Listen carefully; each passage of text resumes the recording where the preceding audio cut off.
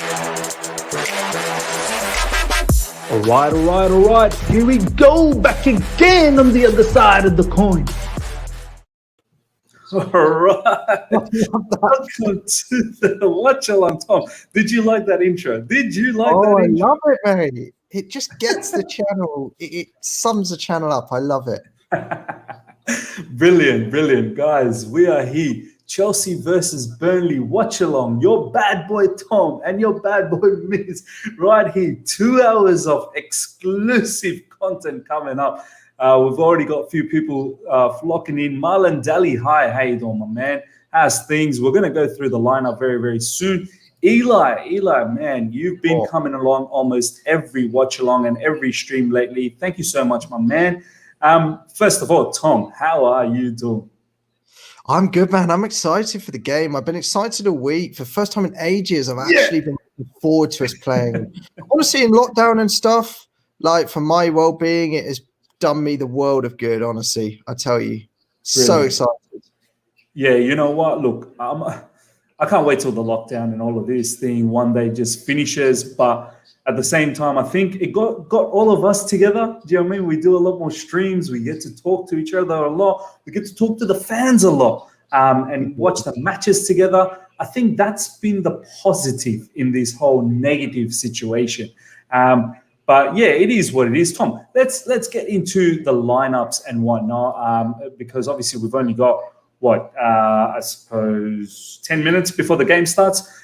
First of all, once again, massive shout out to everyone who's joined in and everyone who will be joining in. So, Daddy, I'm a West Ham fan. Most important game of the season today versus Liverpool. Man, good luck to you guys. Honestly, you guys are doing well. Deep State.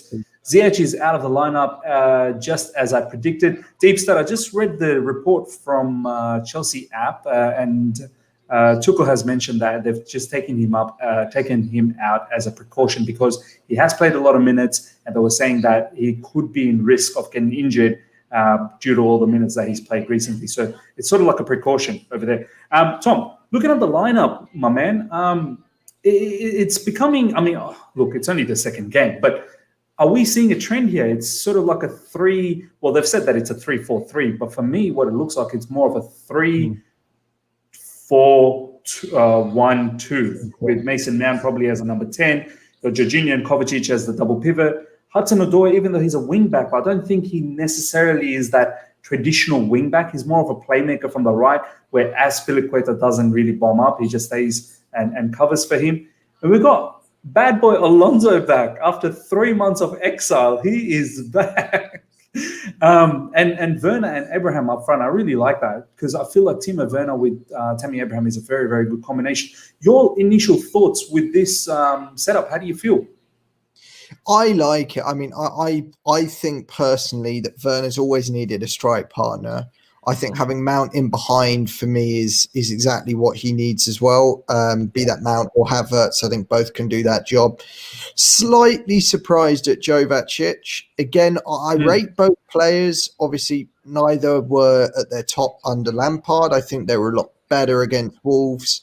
Hudson-Odoi at wing-back I really like. I think he gets it perfectly. And with Azpi just in behind him, it means that if there is a defensive shortcoming with Hudson-Odoi, Azpi's there to just sweep it up. So I like it. I think, to be honest with you, he's probably gone with a back 3 and he's probably gone with 2 up top because Burnley obviously play a 4-4-2. They have 2 quite physical strikers. So I think he's thinking, let's have a spare centre-back and they play a low block. It means that both Alonso and Hudson-Odoi will have very little defensive responsibility. Yeah, correct. So a lot more of an aggressive shape. It'll be much more of a 3-2-4. Yeah, 1, I think so as well. Yeah. So 3-2-4-1-2, something like that, I think. Yeah. Something like that. But this is what I think. I think that shape's going to be important. All I would say is that yes, I can see the comments about Antonio Rudiger from Eli, from others as well. I think we need to be a bit careful, but I think with 3 experienced centre backs, we shouldn't have a problem with their 2 strikers. No, 100%.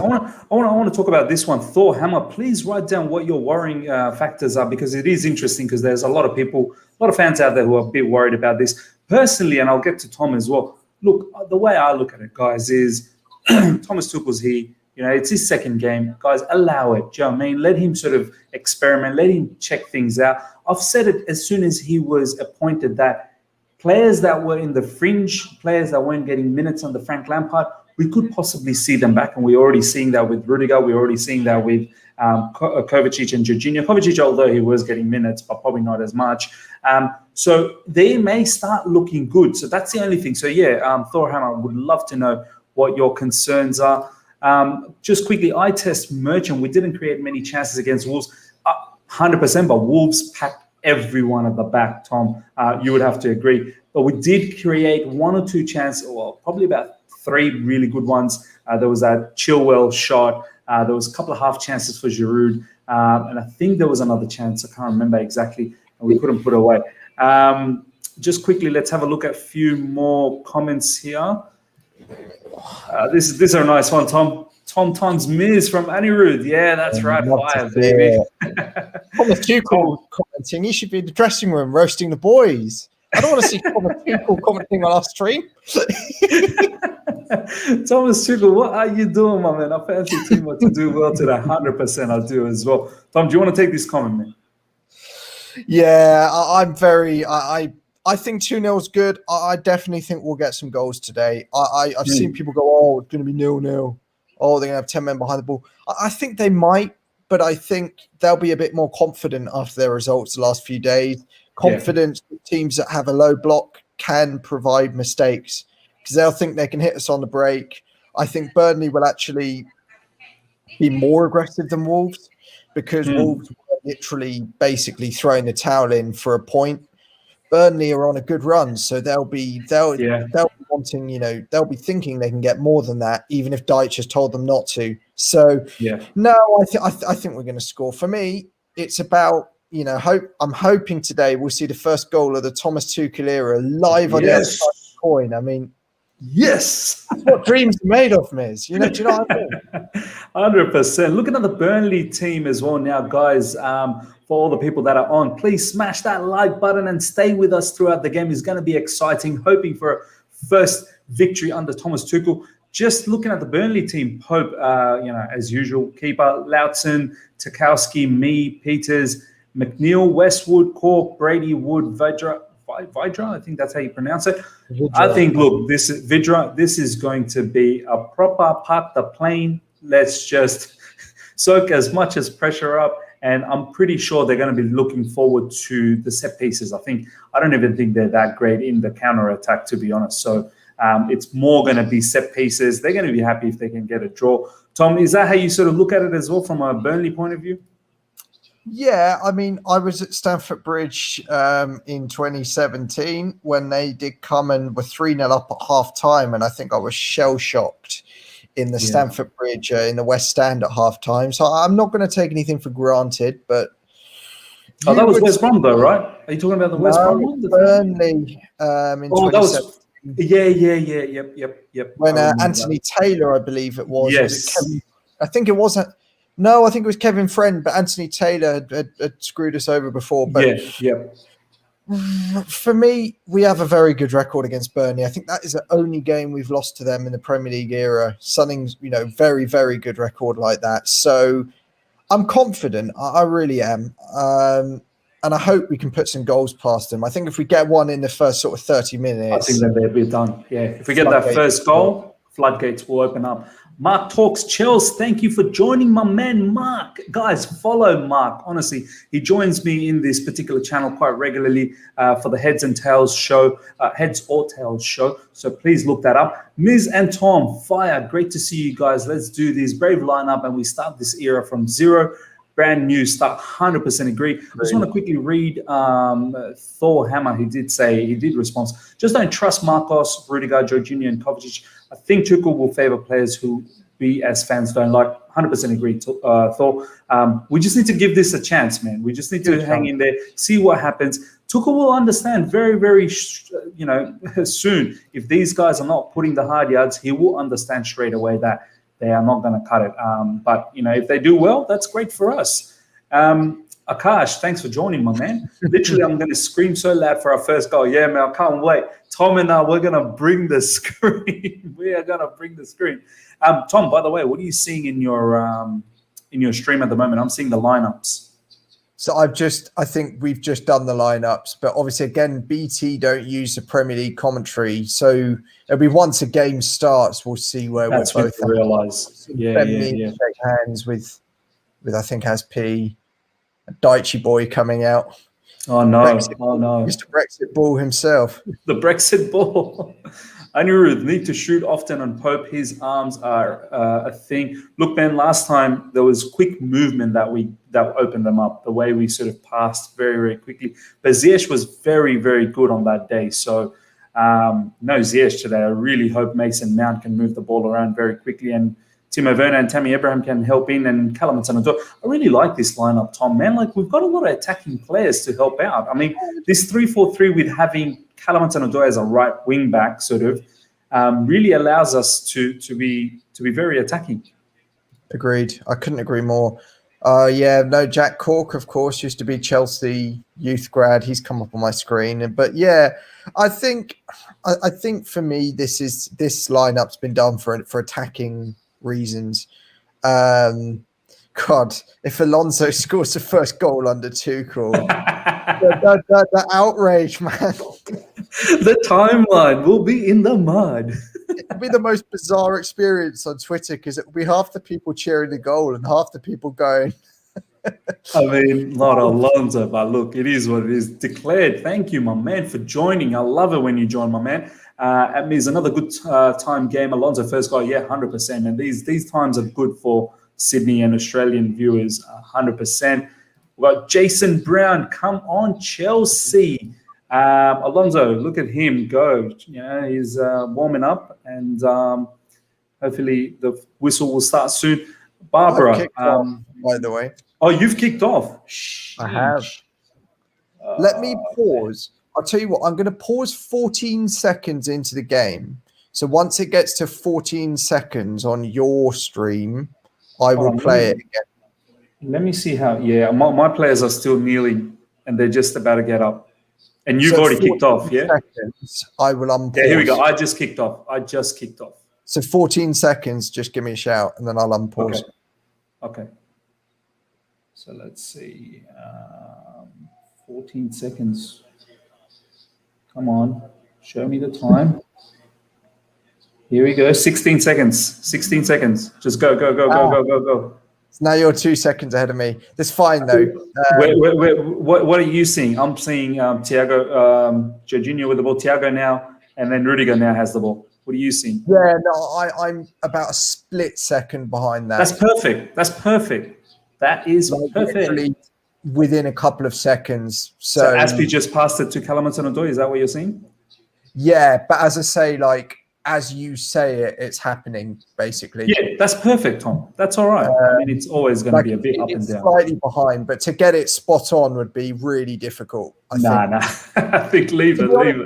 Thinking about it, it's a miracle in and of itself that you're in Sydney, Australia, and I'm in London or just outside, and we're able to watch a game together live on technology. How brilliant is it, bro? How brilliant is it? It's something that, a few years back, I don't think any of us could imagine would be happening, Nah, no way. And we've got people watching with us. This is fantastic. It doesn't get any better. First long ball. Alonso gets a throw in. He touches the ball. Kovacic gets fouled. Surely. By the way, Tom, apparently Frank Lampard wanted Tarkowski from Burnley. I did see that. Imagine if he scores a winning goal today, James Tarkowski. How do you feel about that player? I mean, would you have wanted him over Thiago Silva by any chance? No. I think 50 million is too much, to be honest with you. He's not a bad player. Don't get me wrong, but no, I don't think he's who we should have been going for at all, really. But I want to say something controversial here. I want to take your point. Frank Lampard, he was going for Declan Rice, he was going for Tarkowski. I mean, was there like and Chilwell as well? Was he trying to create like an English sort of England 11 or something like that? I'm not really, what was he trying to do? Well, I read a piece today that was trying to say that he was trying to get leaders. So that someone said, Declan Rice, he was just given young players by the board, whereas he wanted leaders like Declan Rice, I think Tarkowski as well. Fair enough. But fair enough. I'm not sure if that's a leg to stand on, really. I mean, I can see Rice as a leader and I can see the merits of him wanting to come. But then again, you've got Kai Havertz, you've got Timo Werner in the window. I don't think you can miss out. And then you've got Thiago Silva, who's the definition of a leader. I get he doesn't speak English, fully. Yeah. That guy is the definition of a leader. So have to agree. For people, as much as I have, with Chelsea, transfers seem to be an issue with managers. You've got to learn that you don't always get your first picks. And absolutely. He was dealt a much better hand than some of the previous managers we've had in the transfer windows. Oh no, Jorginho just gave the ball away. Yeah, no. Oh dear. We recovered. That's fine. Yeah, well recovered. Yeah. But I suppose that the point I would make is you've got to work with what you've got. And when you're given some of the best young talent in Europe, you've got to use it. I completely agree with you. It's not cricket. Well, I'm not sure if cricket maybe is comparable. I mean, cricket is my other favorite sport with football. And I love the game. I mean, yes, I think in cricket there is very much, the role of the captain and the way you lead from the front. But for me, as well, isn't it the manager's job in a football team to lead? What a ball! You've got Thiago Silva as well. We have Silva, we have Jorginho, who's vice captain. We have Azpilicueta, who's been here years and years. We've got leaders, Tom. It's not like we don't have leaders at all. But I mean, and it seems to me, right, that whenever we go through a bad patch, it was the same with Mourinho in 2015-16. It was the same with Antonio Conte in that second season when we let Cahill, or when we let John Terry go. Every time a club fails, you get told that there are no leaders in that team and this is why the club's failing. Well, you can say that. But for me, when the team's succeeding and there's no evident standout leader, nobody says that either. So, look, I don't want people to think I'm sticking the knife in at Lampard because he was the man I grew up watching. And when I was lonely as a youth at times, when I was, not always the most popular or whatever, he was a man that kind of I would look up to and would be a constant in my life. Yeah. So I don't want people to think I'm sticking the knife in because I'm absolutely not. He'll always be a hero of mine, Yeah, look, I can't 100% understand the whole Declan Rice thing. Declan Rice has been developing into a fantastic player, so I get that. But at the same time, I also understand from the club's point of view that they've let this guy go, and to get him back for 75, 80 odd million pounds, it's a bit of a slap in their face for letting someone of his caliber go. And then obviously Tarkowski, I'm pretty sure being English, would have added that English tax as well. So, obviously Thiago Silva was on a free agent deal. Chilwell, we already know that he'll cost about 50 million. So these English players, they do cost a bit of money, and I can see the reluctance of the board as to why they're probably doing that. But I suppose, go on, Tom. Like, again, on the other side of the coin, you see what I did there? You could look at other clubs doing it with their players. Look at Man United with Pogba paying a record fee to get him back. Yeah. You can look, I'm sure there are other instances. My brain is 100%. Just... There would be other instances. I can understand Lampard saying, look, he's my top target and you should be able to kind of override this sense of humiliation. Unlucky Mount. And Mount's looking good. I like that. I like Mount in that position, by the way, sort of more further up the pitch, and Werner sort of more, freedom to run around. That was really good movement from Mount, by the way. Oh man, I wish he had that shot on him. What I found interesting, mate, was a friend of mine who's not a huge Chelsea fan. He plays football to a higher level than I ever did. He said to me that he thought that Lampard's downfall with our midfield was the fact that he wanted all of our creative players to be like he was as a player. And Box think about it, and almost like he wanted the midfield to be like Claude Makelele, based, or Kante doing the Makelele role. Even though I don't necessarily agree that that is the Makelele role. And then two Frank Lampards ahead of him. And I'm not necessarily sure that that was, the best thing for Mount, the best for Havertz. Especially this season, Tom. Freedom. Yeah, especially this season, Tom. I don't think he always got it right with the players. Last season, he was a lot better. Just quickly, D1, let us know if this is legitimate or not. Ben Chilwell got dropped because he had an argument with Tuchel. Is that for real? Like, where'd you get that from? Is it just a suggestion, though? I don't know. Is it a suggestion, D1? Please comment and let us know if you've got any source saying that. I would find that very, very strange. I wouldn't think you'd have an argument. Chilwell for me has not been as good as he was at the start 100%. Of the season. His quality's 100%. Dropped, and the fact that the manager's going, let's give someone else a go, that in and of itself is no problem for me. I think lots of people would have thought that man would have been Emerson rather than Alonso. Yeah, but for me, I have no issue with him dropping Ben Chilwell if it's for performance-related reasons. I guess left wing back as well, Tom. Left wing back is a very much Marcus Alonso sort of territory. Agreed. Quickly here, as we watch the match, Mark talks Chelsea. Not sure if this will be our lineup throughout the rest of the season, but I think Jorginho benefits from this lineup. He has so many options to play the ball. It's crazy. 100% agree, man. I don't think it will be the lineup all the time. I would be very surprised if this is how we play against Spurs. But all I'm going to say is that let's just check out Tuchel, what he does and whatnot. Let's not try and assume what's happening here. But yeah, I tend to agree that it may not be this way throughout. But yeah, Jorginho could be a big factor. Mark, you're spot on here. Guys, to everyone that's joined, thank you heaps. Once again, share it with others as well. Get more people to come in and into this watch along while we sort of go through this match and all the excitement that's going to happen, all the conversations Tom and I are going to do, and keep throwing the comments and creating different topics for us to talk through. Tom, let's have a look at a few more comments here. But Khan, they're often the leaders. They've had the swagger as well, can make smart, big decisions. I think Tom's kind of touched on that. Let's look at this one. Tuchel said in the interview he picked Alonso for his height because Burnley has a height advantage. Tom, many managers have said this. Many managers have said this about Alonso.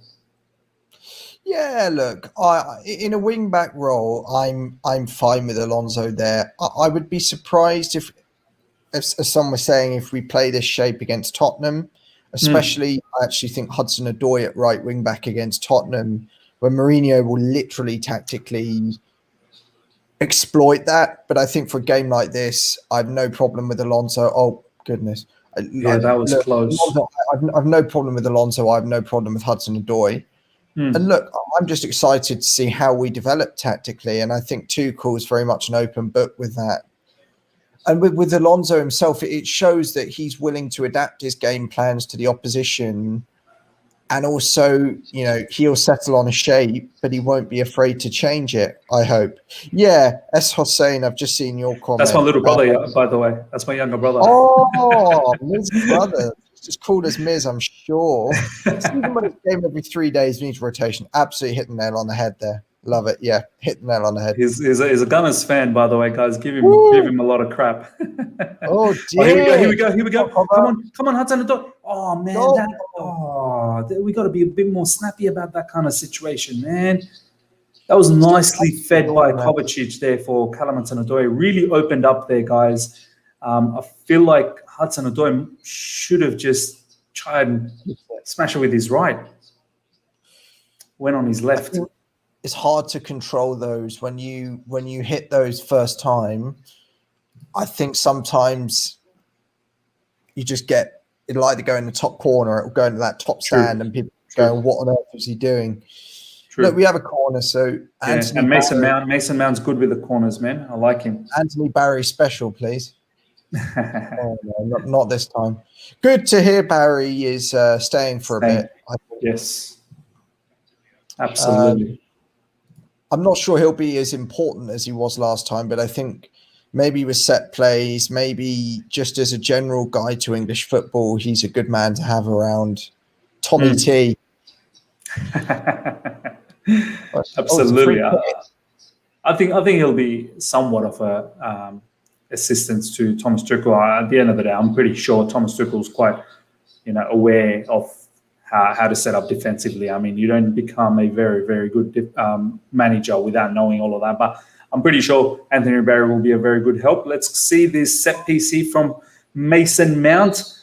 He's been getting a lot of assists through set pieces. Hopefully he gets another one here. Come on. Ooh. I love how I could tell it wasn't going to be a goal there.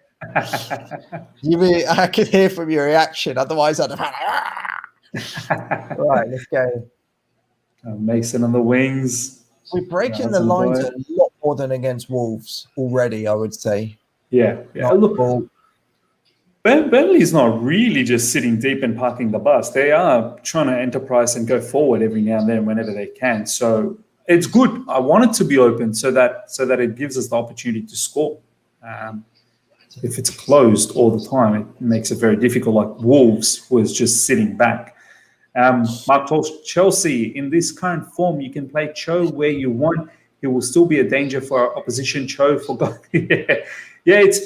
I'm loving the fact that he's using a right wing back. Nice shot from him. He's using a attacking player as a right wing back, which helps us a lot. That means we can keep putting more attackers, I suppose. Having someone like, let's say, I don't know, Reece James as the right wing back, you kind of then take away, all the stuff that Callum brings in the attacking third, which Reece probably won't be able to bring, like the one-on-one sort of take-ons, the ability that Cho has, scoring ability.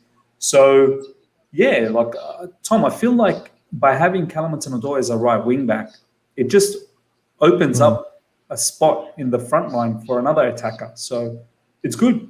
Oh, almost a nice ball. Yeah, for me, right, with the reason I think Reece isn't playing is not actually because of Reece, but I think because of the players ahead of him.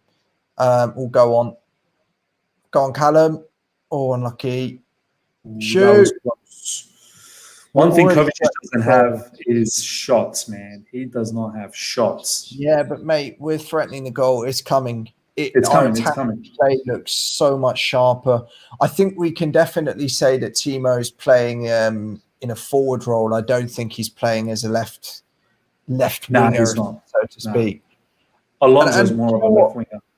The more that Kova makes those shots, the more goals he will score. I know it's a very simple point to make, but if he keeps being ambitious like that, the goals will come.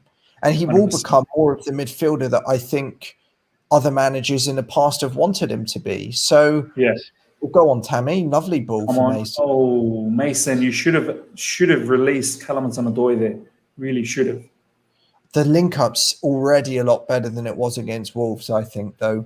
It's more 100%. Like that last 15 minutes against Wolves. Yeah, we just look urgent. Yeah. Do you feel the players are, getting together a little bit more after a few more sessions of training, I suppose, yeah? Yeah, but I think we need to keep it up because obviously those first few minutes against Wolves, we looked all right. And then it went a bit slow, a little bit stale. So we want to see a bit more of it. But if we keep up like this, we will score goals. 100%. I'm certain of it. Guys, let us know who your thoughts are in regards to who could possibly be our first goal scorer. Comment and let us know what your thoughts are in regards to that. Kai Havertz benched. Tom, did you sort of think that might be the case? I mean, in your predicted lineup, I don't know if you had one, but if you did you sort of think that might have been the case? Yeah, I did actually, and the reason is I think he's got to show that Mount's a key part of this team, and I'm certain that it's difficult because we all love Mason Mount. I think the club will love Mason Mount, and obviously Havertz might be more intrinsically suited for Tuchel. But I think at the moment it's going to be one or the other. I would expect Havertz to play midweek and them to rotate in and out. But I know I'm not that surprised. If he'd been in, I wouldn't have been surprised. But if he's not in, I'm not particularly surprised either. But yeah, that's it. Yeah, man. I mean, look, at the end of the day, I felt he sort of grew into the game against Wolves. The first probably 20 minutes of that first half, he wasn't the greatest against Wolves. But I think as the match went on, there was some really, really good stuff from Kai Havertz. And yeah, I could picture him play alongside Tammy, just the way sort of Werner is doing right now. I think Kai Havertz could possibly do that partnership with Tammy. And we've already seen that partnership do wonders. I know it was Barnsley that we played against, but that partnership could possibly have something. Tammy needs to just walk away. Tammy, just walk away, mate. I like the fire. It's good fire, but no need to. I mean, the worst thing is if you get a yellow card out of it. Do you know what I mean? Probably telling Tarkowski that he's nowhere near a Chelsea level player. Dig that in. Let's have a look at the account. Burnley's game plan seems to be nicking one somehow and then park the double-decker buses. Yeah, look, man, we know this is exactly what they do. And look, I'm not going to down them on this because they simply don't have the firepower like all the other teams. So they know that if they can nick one, they can possibly be structured and stay defensively solid, and that's exactly what they're going to go for. Alonso. Well done, Alonso. Hit it into the Burnley man to go out. That was good. 20 minutes. In fairness almost. To Burnley, I don't think they've been as bad of a low block as I would argue as Wolves were. And the thing is, right, is you obviously expect this from Burnley. So it's not like, when a top club comes and does it and it's kind of a 0-0 game. But with Burnley, it is kind of what you come to expect. I mean, 100%. Mendy, don't pass across a goal, man. Yeah, because that is so crazy. sloppy. I appreciate that goalies these days are told to pass out, but sometimes it really does get on my nerves that they don't just go long when the situation. Just on Mendy, Tom, I mean, do you think he's a long-term keeper for us, or I'm just doubting it over the last few, maybe a month or so that I don't know. Maybe we got a bit too gassed in the beginning about Mendy. Yeah. We were always going to be, though. Look at how reactionary things are. Anyone was better than Kepa, so yeah, if he makes a save, it's always going to be like that. But look, as I've said before on a few channels, I'm sure I've said it on here as well. He's 20-30 million pound goalie. He's not going to be, or he was not sold to us on the basis of being the best keeper in the world and the next, Gigi Buffon or whatever. So if as it was rumoured that we might go in for Donnarumma on a free. Again, I'm not sure we'll get Donnarumma, but no, I don't think we will, man. I think he's re-signing. Yeah, I think so, especially if they win the Scudetto this year. But yeah, I think we'll probably give him this season, give him next season, and if he's not good enough, he goes. If he's good enough, he stays. And if not, he can be our number 2. And I don't think that he'll have an issue with that. I don't think the club will have an issue with that, Yeah, absolutely, man. I'm really liking the press from Mason Mount and Tammy Abraham, but we really need to, I want us to get a goal early on, man, really sort of calm us down a little bit. We should, we look like in regards to attack, we should have enough, but yeah, see, this is the thing, Tom, about this is the thing, Tom, about Kovacic and Jorginho midfield. It just looks so open because defensively they just drop so far deep. Oh goodness, we have looked really sloppy the last sort of 5 minutes or so. And what I We would have. say is that I think with Jorginho and Cover there, what we need is one of the centre backs to basically come into that midfield space, a bit like Marquinhos did at PSG, for Yeah. instance. I mean, I'm not a huge fan of midfield twos in general. I Yeah. much prefer three in midfield, but it can work. But I think we needed one of the centre backs to basically be a bit of a sweeper. But right, that's good. That's a free kick just to get it Yeah. out. Bro, look, Look, you know what? The double pivot can work, but as you said, we don't have the personality, like the personnel to do that. You know, say for example, if it was Kante and Marquinhos, or even Kante and Declan Rice, that's when it works. But Kovacic and Jorginho, it's not here, neither there. Do you know what I mean? It's not really the greatest combination. You need someone rock solid alongside them. They're not physically a massive specimen. You know what I mean? and I think also the fact that obviously Jorginho's come through, he was never a man for a midfield two. No, And he's not. I can see why managers try and play that sort of 4-2-3-1. I think it's quite stylish for a lot of the younger managers. But for me, with Jorginho, what I remember is what Sarri said with Jorginho, and I think he is the manager that knows Jorginho the best, whether you Yeah. like management or you don't like his management. And he would Hmm. always refer to Jorginho as the centre midfielder, basically, as if to Yeah. say that it's a completely different role. Like Jorginho's role is completely different to the other two in Because midfield. Sarri used the eights as the defenders, really. Jorginho was not really the defender. He used to have the right centre mid and the left centre mid as the And they were box to box. genuine eights. They weren't two number 10s. They were Yeah. genuine number eights. There was a destroyer in Kante, and then there Yeah. was someone who had slightly more attacking prowess in either Barkley or Kovacic. Barkley mainly, and Cover when we needed a bit more of a rudder in that midfield. But that's a lovely ball, speaking of Kovacic. I know. Brilliant ball, man. But Come on, what press. I look at is to play Jorginho in a role. I mean, you do get people that say he's a system player and that we shouldn't have system players because they're so inhibiting. But for me, with Jorginho, you've got to play a shape with a third midfielder, whether that's 3-5-2 or whatever. Whether that means that Mount comes back and plays in a more traditional 8, which Yeah.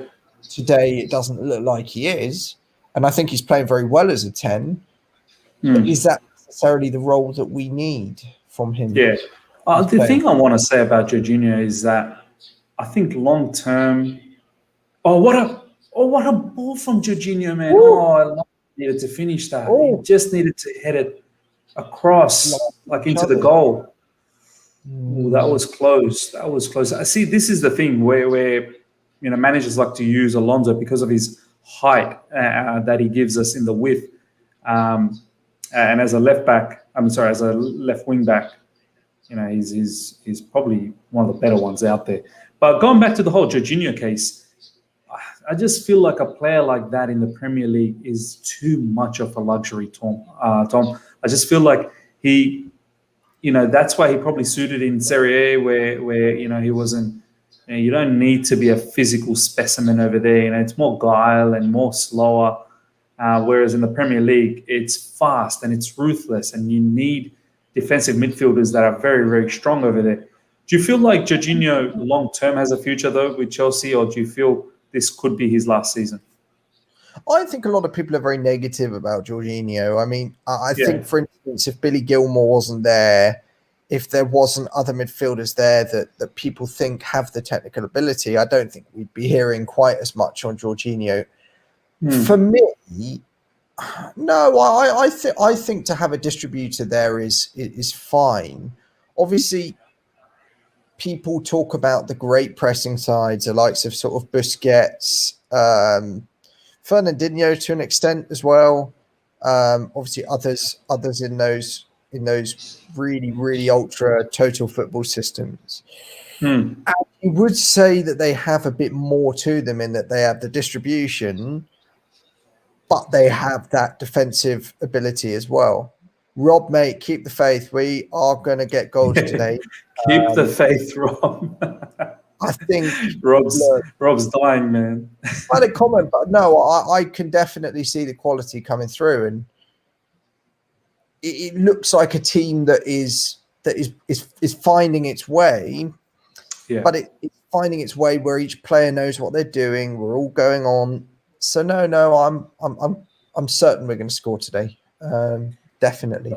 All I'm going to say, Tom, is that I'm just a little bit concerned about the midfield. Like, it just feels like because Wolves just sat back and really didn't try, whereas Burnley, I don't think, is completely sitting back. They're actually trying. Yeah.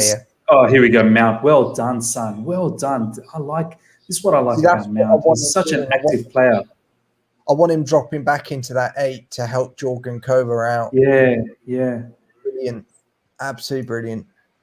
I think you're right. Make the bench, even though I don't think necessarily he would have been the one to make the difference in the midfield today.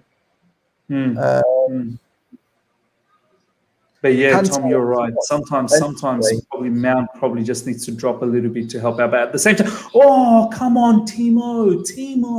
You need to hit that. Oh, man, come on. Oh, that was beautifully placed by Callum. Please, Timo, don't be prime Morata. Be yourself, bro. You got a strike partner today. You can't hide behind anything anymore. Yeah. But yeah, going back to the whole midfield thing, oh man, Mason's having a game and a half. Come on, Mason. Oh, nice. Oh my days. That's a bit rough. Oh no, he got the ball. Well done. That's really nice. Come on, Timo. Go on. Yes, hit it, Mace. Oh man, what's going on with that shooting, guys? Honestly. Yeah, but mate, we're getting in behind. We're breaking the lines. The goal will come because I can tell it. If anything, today the attacks look so much better, but the defense has been a little bit ropey. But no, I'm really liking the build up today. That was nice. 100%, man. The whole thing. I think with the midfield just going back, it's just the Kovacic-Jorginho thing. You know, when Mace is going up and looks like I think he might be ordered to go up as much as he can so that he can support in the attack. But what it does is Jorginho and Kovacic, if there is a break from Burnley, then they are incapable of really just covering for all of that. And that's where my issue is. Well done, Callum. Ooh. Lovely play though. It's exactly the sort of play I want to see from the wing backs, even if it didn't 100%. Quite work out that time. Callum's having an absolute ball on the right side, honestly. Guys, how you all feeling? In the comments, tell us how you feel about the game so far. You feeling that there's a goal coming? Give us your emotions, guys. But yeah, Tom, you were saying. Yeah, look, I think Callum as wing back's great because I think it gives him a chance to express himself a lot more on the game. Because I think when he's a winger, it's your role's a bit more kind of contained. But as wing back, he can use his skills pretty much anywhere on that right flank. And with a more narrow front line that we've played the whole time, this season, also possibly last season as well, I think it's perfect for him. I think longer term, we have to think about whether he's able to play in there or whether we do need to go to back four. But I do like it more generally. Again, Jorginho's playing some lovely balls today. And the thing about Callum is he likes to hug the line, which is not all of our wingers really enjoy. Like probably Pulisic doesn't mind hugging the line. Exactly. But yeah, Ziyech probably doesn't entertain so much hugging the line. But Callum Hudson-Odoi definitely can play that. That's too easy for Pope. That's way too easy. What I want to see is Reece have a go at right centre back, particularly when Thiago needs a rest, because I think that's going to be, if we do play Callum in that role, having him at right centre back means that we can basically collapse into a back four when we do have, or when we do play more aggressive teams. I think today the defensive, I wouldn't say issues we've had, but the times we have been caught short, it's not been because of Callum. It's not been them breaking that line. But Here we go, Timo. Oh, nah. See, Timo's so poor 1v1, man. He cannot take a man on. I know there was an instance against Newcastle where he just burst through the middle and created that assist for Tammy. But at the end of the day, Timo's not a very good 1v1 player. No. Couldn't agree more with that. He's a finisher, though. He shouldn't be building he's a finisher. But he hasn't been finishing lately. But the thing is, he needs a lot of chances in order to finish one. Do you know what I mean? Like he needs maybe, say, 5 chances to score one. The thing about Timo is that he gets into those chances. That's the good thing that you can say, that he at least gets into those chances. But the work rate. The work rate is fantastic. If his conversion was just up there, then it would have really done him so much better. RHH in the house. Thank you, man, for joining. We are slow, still in mistakes. I don't know if I would say we are slow. I definitely would say that we haven't been clinical enough. Our shots have just been so bad. I wouldn't entirely say we've been slow. Nice. In the aggressive phase, I'm going to stick it out there and actually say that Jorginho and Kovacic have been really nice. What's his? He's not got his shooting boots on today, has he? He's had 3 shots and they've all skied. Is this rugby? He's not nailed one. It's like going through the rugby posts. I mean, this should have been a nice curler. Johnny Wilkinson style. Yeah. Mason, bro, you play brilliantly. Just get those shooting boots on and you probably have a brace by now, man. Tom, how do you reckon a player like Mason, with Frank trusting him as a manager so much, how do you reckon that would have affected him, that, Frank was going through all that hard time, obviously, right at the end, and then, of course, he got sacked. As a player like Mason, does that impact him? Does that sort of rattle him a little bit? Like he's sort of out of his comfort zone a bit, do you think? I think his mentality is so good that not really. I think Lampard will have made it abundantly clear that I'm sure he's got a way of contacting Lampard and asking him for advice and tips. Yeah. And I think he knows, and he's been convinced by Lampard especially and others, of the fact that he will be able to convince Thomas Tuchel that he's going to be the right man longer term and that he will deserve to play on merit. I think it's exciting because the people that were sat there calling him Lampard's son, calling him Gareth Southgate's son, now he's got a manager who is one of the elite managers, and I want to see him play every week under an elite manager. Yeah, Thomas Tuchel, exactly. We've got the manager himself. Mason will be all right. Good head on him. Thank you, Thomas Tuchel. You should be managing the match, though. You shouldn't be in this. Leak me the official lineups before the games, and I'll forgive, and I won't tell Marina that you've been on Miz's stream during a game. Oh man, that's a poor pass from Kovacic, man. I don't know. Kovacic again gives me bad vibes today. I've got to go through our bench again and see who we've got. Sort of what options we've got. Got to have people. Do you want me to bring up the lineup? Yeah, I'm just going to bring it up on my computer. I got it here, bro. People telling me that we don't look like scoring, we look so poor. Just calm down. Okay, no. So Kante is on the bench. I thought he wasn't for some reason. Kante, Pulisic, Giroud, Havertz. We've got a lot of firepower if we need goals. There's firepower. Something I want to hear from you, Miz, actually. I know I'm kind of asking the host the questions is, I've heard that Tuchel likes, or he very much views the super sub as an important tactic for a game. And Pulisic, for instance, from what I've been hearing, is being used in a very much a super sub role to come on and inject energy.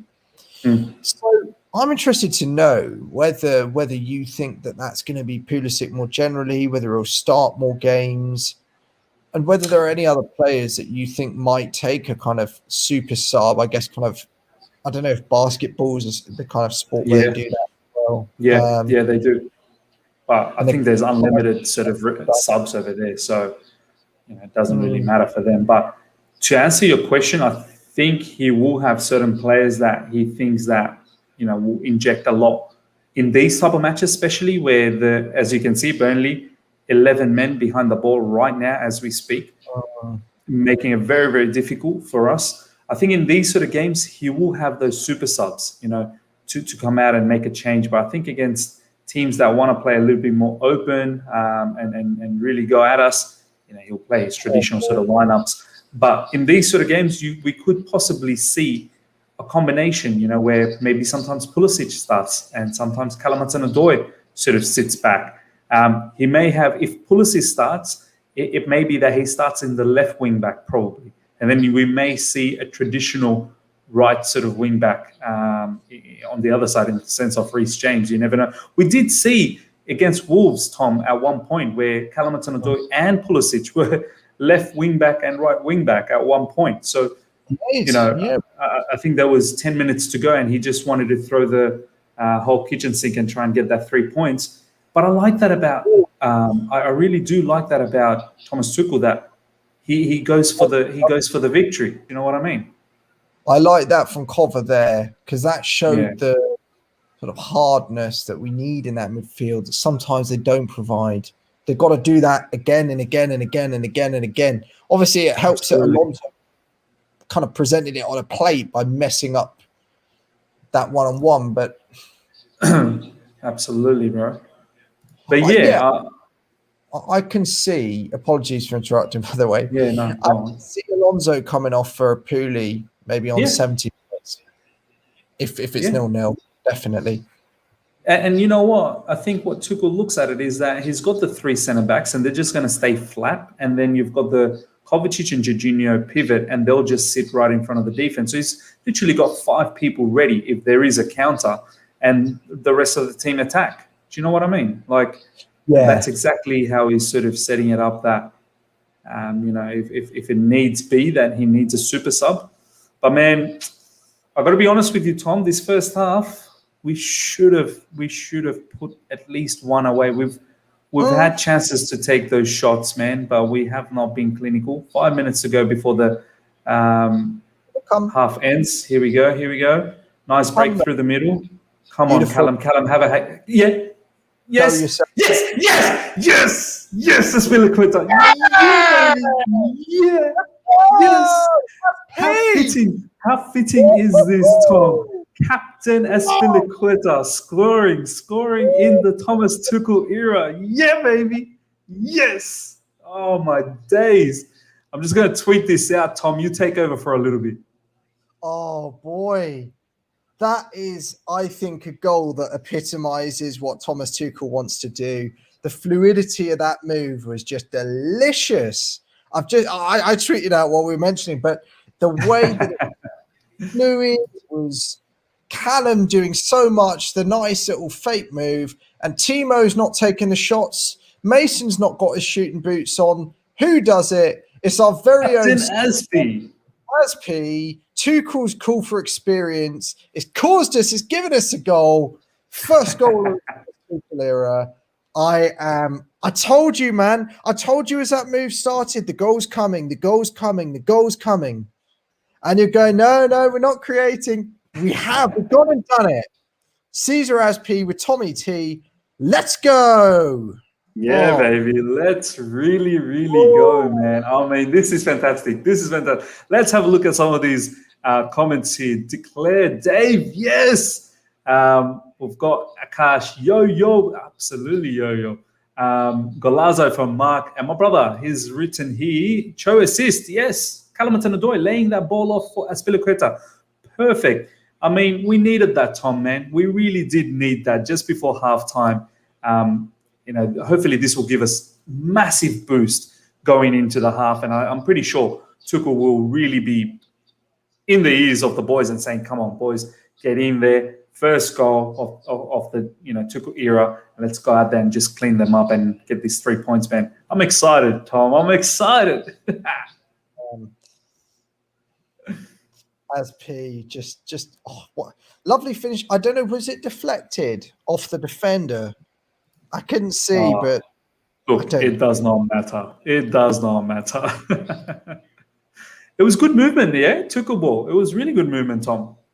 It reminded me of when we were breaking those lines, especially again. I don't like the Sarri comparisons more generally, but on that specific move, it reminded me of some of the goals we scored under Sarri, and I think one actually against Burnley under Antonio Conte in that title-winning season when it was, I think, Moses that scored the goal.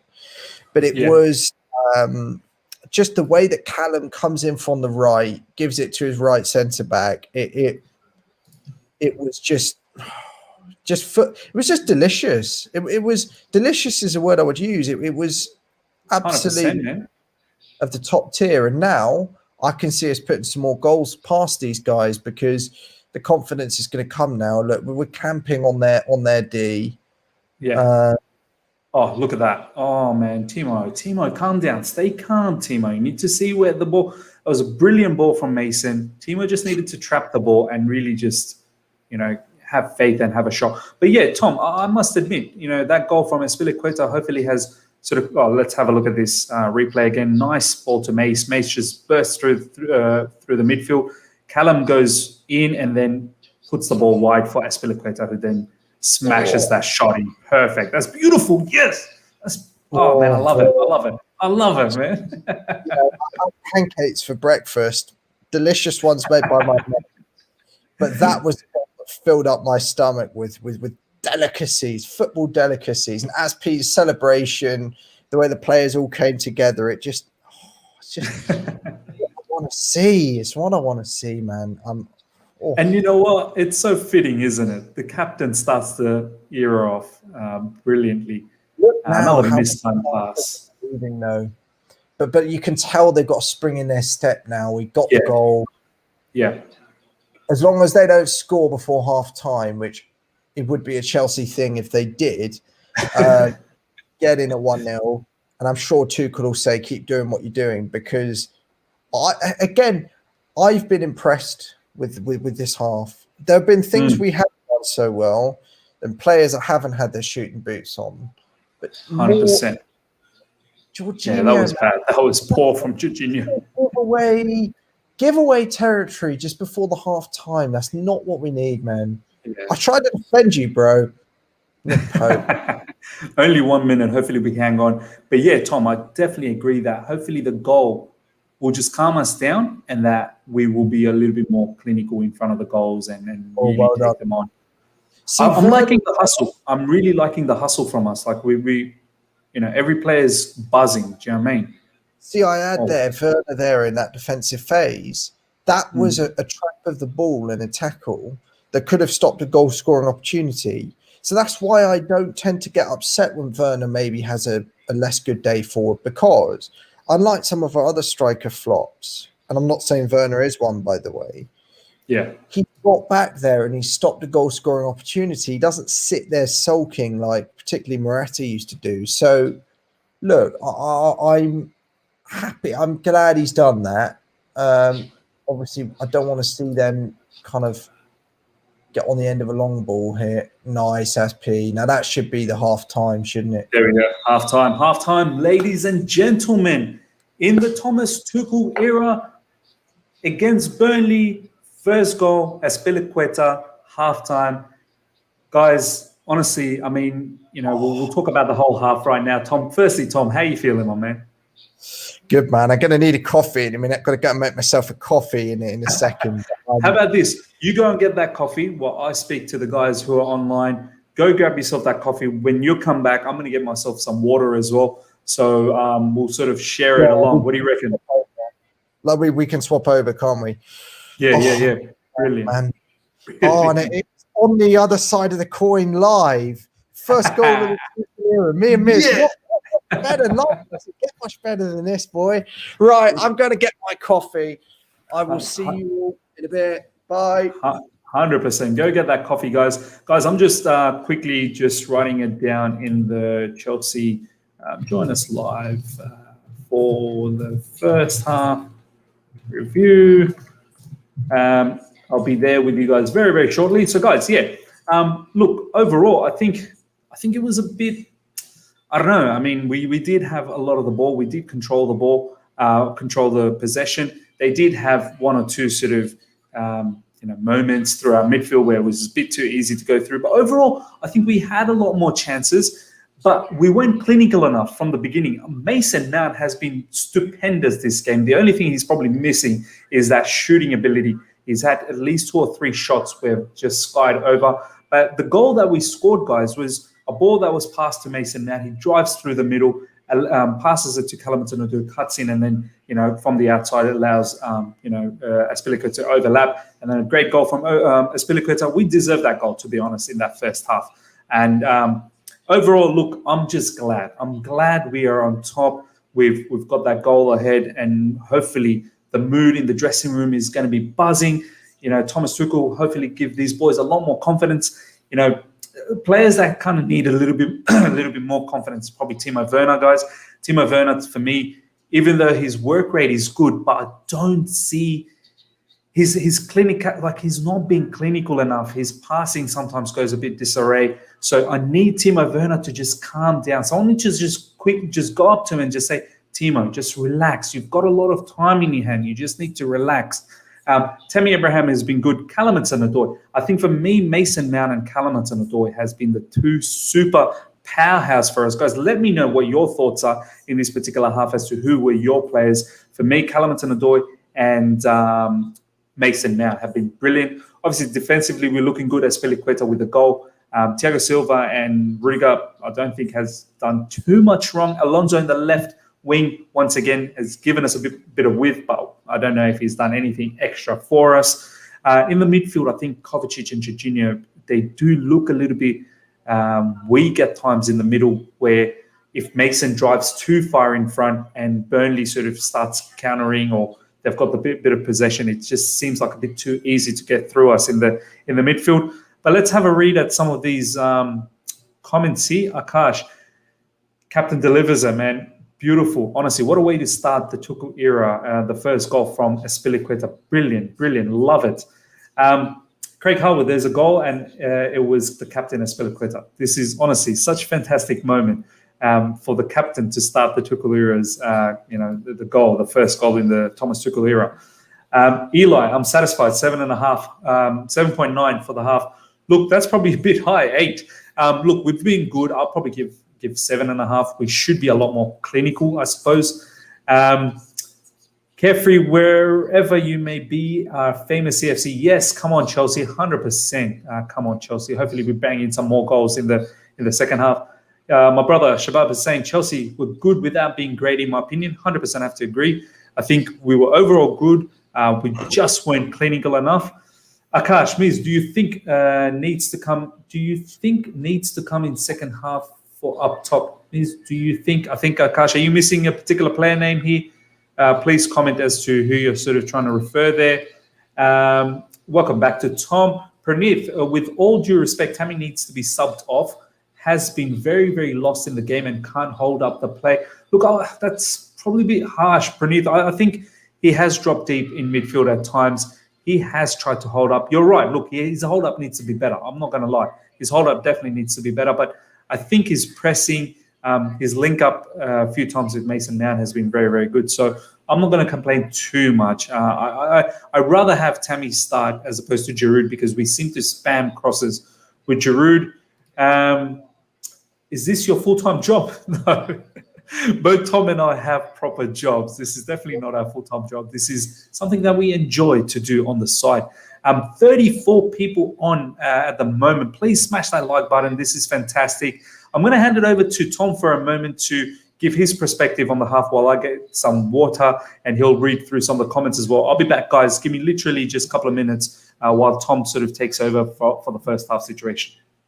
What I'll say, Abigail, Stanford, you can talk about the viewing figures if you want, but both of us do it out of passion of being a fan, and we want to watch games together. It's a lockdown period, and if it brings people together watching the games, as a community, I couldn't give a damn if it's one person watching with us or more people watching with us, hundreds of people or thousands of people. And I know that Miz will think exactly the same way. So if you're saying that to sort of belittle us, you can, but I've just had the time of my life in that first half. So absolutely, it's not going to make me stop doing it. I've absolutely had the greatest time. Akash, for Tammy, if we're talking about making a sub for Tammy, for me, I would be thinking about I probably wouldn't look at Giroud. I've already addressed that comment, Miz. That's slightly mark that, it's a community and it's a lockdown period, isn't it? And we're watching it together as a community. And I know that you'll see exactly the same as me, that I couldn't give a damn if it's one person, 30 people, hundreds of people. We're creating a community on here. Abigail, first of all, I'm not 40, but I mean, I'm 35. It doesn't make any difference, but I don't really understand this comment. Lives anyway, though. Do you know what I mean? Who cares? Speaking to 30 people online at the age of 40, look, it doesn't matter, as Tom said, whether it's one, whether it's two, whether it's 30, whether it's 40. Sometimes I even have 300 here. Watch along is a new concept for me. I haven't done it quite often. At the end of the day, I really don't understand that comment, but it is what it is, Abigail. I mean, I addressed it. I think these people forget that, like, in a lockdown period, we're trying to bring people. It's your channel. You're trying to bring people together and create a community to watch games. And I mean, isn't it fun? Isn't it fun, Tom, to sort of watch together and look at all the people that are having fun in their live comments as well? Like, you're in Australia and I'm here. This is a way we're going to be able to watch together and enjoy ourselves. So, Brilliant. Look, Brilliant. don't abuse Abigail for saying it. Maybe it was a genuine kind of oversight. But what I would say is, I'm just trying to make the point that you can try and belittle it, but it's not that at all. That's not what we're doing it for, 100%. 100%. RHH, we're good in movement, but very slow and silly mistakes. Yeah, I think look, I think I addressed the slow. I don't think we're slow. I think we're not being clinical. I think we're moving quick. We're passing quick. It's just we're not clinical when we get that opportunity to shoot, or when we're in the box and the ball comes into the box. We're not being clinical in those sense. We just need to get better at that. Jorginho not doing enough, needs some change in the middle of the pitch. Yeah, probably right. I must agree. I don't know if Jorginho has done enough in this match. But then again, what do you do? Thomas Tuchel wants someone in the likes of Jorginho who can be good with possession. So, I mean, it's not like I don't think we have Billy Gilmore in the team, do we? No, we don't. Billy's not even in the bench. So, yeah. We're just going to have to agree with this. We just have to agree with what Thomas Tuchel's doing at the moment, and then just understand the fact that he wants to have the possession with Jorginho.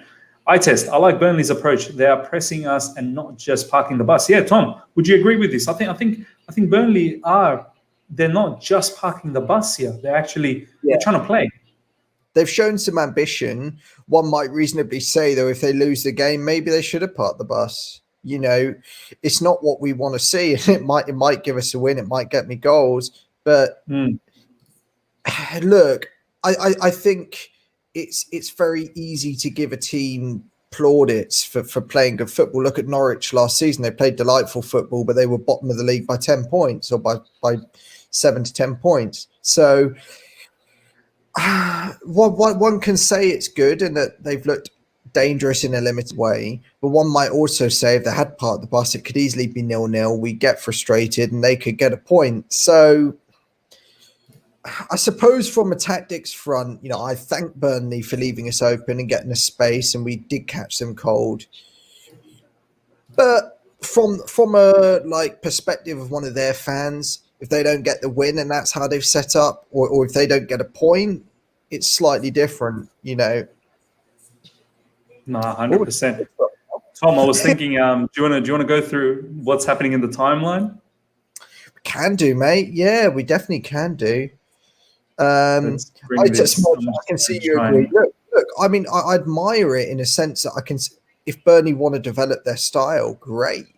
But is this the game to do it? Yeah, No, worldwide. 100%. Let's read this from Sadiq. I have been saying for ages, Mason Mount is a great player, but his final decision making in terms of shooting, especially, needs to improve as numbers go against him. He has years to improve, but we have to be realistic, especially if we are trying to bring up future KDB links. Look, I think Mason, I was just saying it, Tom, for me, him alongside Callum Hudson-Odoi has been the star in this half. Mason and Callum Hudson-Odoi, for me, has been the star. Obviously, Azpilicueta gets the goal. But yeah, the criticism about Mason's shooting is definitely valid. I mean, look, he's a very good shooter. I think in this particular game, he hasn't been shooting well. But Tom, we've seen Mason has the capacity to take the long-range shots. Against West Brom, if you remember, when we were 3-0 down at halftime, Mason came out in the second half with that long-range shot that started the comeback. So, he can do it. He can do it. No doubt about that. Bit patchy today, and I think with long ranges, it's not all that easy. But for games like this, you've got to be hitting the target, I might suggest. I mean, there's a balance between shooting how Werner was shooting that first half, where it was just going tamely into the goalkeeper's mitts, or whether you do try and whack it and then it goes, into that top stand into Rosette. So, look, if he goes and scores one in the second half, we're all saying how happy it is. So, yeah, I'm happy with that. Hale, Tammy Abraham tries to hold up the ball and his legs get tangled all the time. I think we've sort of said this, yeah. Tammy does have that tendency where I think his control, Tom, would you agree that it's not always at point?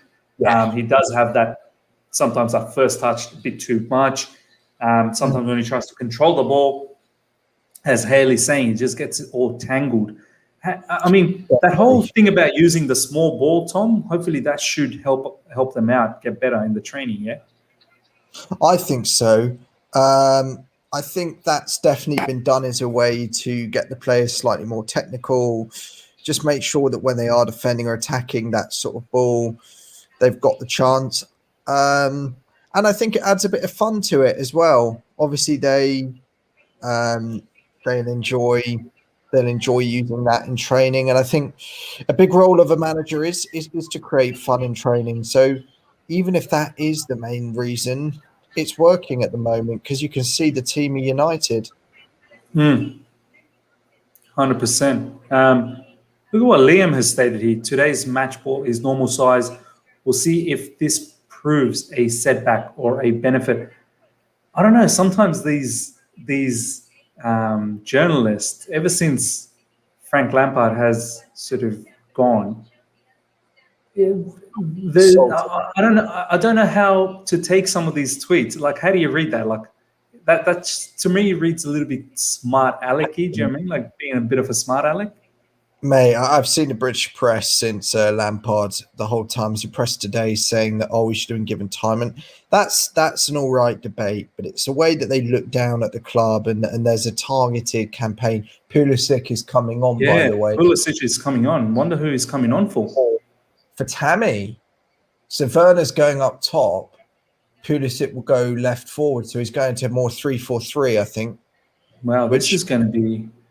This is interesting. This is interesting, Tom, because Tuchel probably thinks now with the goal up that Burnley may not be just parking the bus anymore. They probably will be a bit open to come out, and it may give the opportunity for players like Pulisic and Timo Werner just behind, to go behind the defense. Do you know what I mean? Yeah, definitely. And I would say the shift to that shape, it just adds a different dimension to our attacking block now. I think we'll see. I think Pulisic will be able to just go in, and Tuchel would have told him just break the lines, break the lines, break the lines. Whereas Alonso will be slightly more wide. Whether it suits Werner or not is a slightly different question, but we'll see. We're going to have 45 minutes of Werner playing as lone striker, and we'll see how he does with it, I suppose. It'll be very interesting. Yeah, calm, mate. Talking about Robbie Savage, I don't listen to him anymore. It's just I don't know if it's a sort of trash that he writes for likes, or if it's genuine. I saw other people saying similar things that they don't think we're going to challenge for major honours under Thomas Tuchel off the basis of one game. I mean, it's a joke, man. Go on, oh, unlucky. Oh, that was unlucky. Joke, the tripe that some people write. But we've always known, I think, Chelsea Football Club almost get the best out of us when we're hated. So we'll see. Tuchel will be used to it because in Paris Saint-Germain, I've lived in Paris actually when Tuchel was a manager. How was that? How was the mood back then, by the way, when Tuchel was a manager and you were there? Like, was the press after him a lot? Well, what I saw in France, and I met some of my professors, for instance, were French football fans, some of them PSG. There was very little, whenever the team got credit, it always seemed to be in spite of Thomas Tuchel and not because of him. Like, I heard about how, Mbappe is incredible to watch, how it's a club of Galacticos and stars. And what I found particularly being in Paris, I actually opted to not go to a PSG game at that time. I just found the club so commercial in such a painful way. Like, they would have their club shop on the Champs-Elysees selling jerseys and Jordans, fashion wear. Eli, 2-0 to Chelsea women, great stuff.